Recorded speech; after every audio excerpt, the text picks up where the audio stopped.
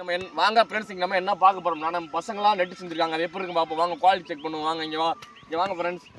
இங்கே பாருங்களேன், நம்ம பசங்களாம் நெட் ரெடி பண்ணியிருக்காங்க. நீங்களே தொட்டு பாருங்கள். நம்ம பசங்க ரெடி பண்ணியிருக்காங்க. இவன் தான் ரெடி பண்ணான். இவன் நெட்டு இவங்க பசங்களாம் சின்ன பசங்களாக தான் இருக்காங்க. இந்த சின்ன பசங்களாக தான் இருக்காங்க.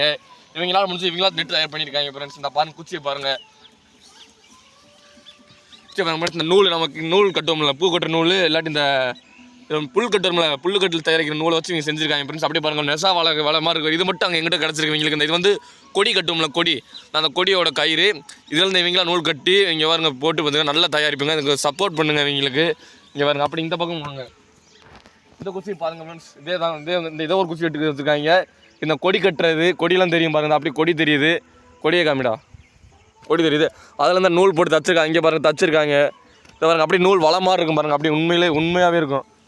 அப்படியே இங்கே பாருங்க, அப்படி தான் கொடி இருக்குது. அப்படி இவங்க செம்மையாக செஞ்சுருக்காங்க ஃப்ரெண்ட்ஸ்.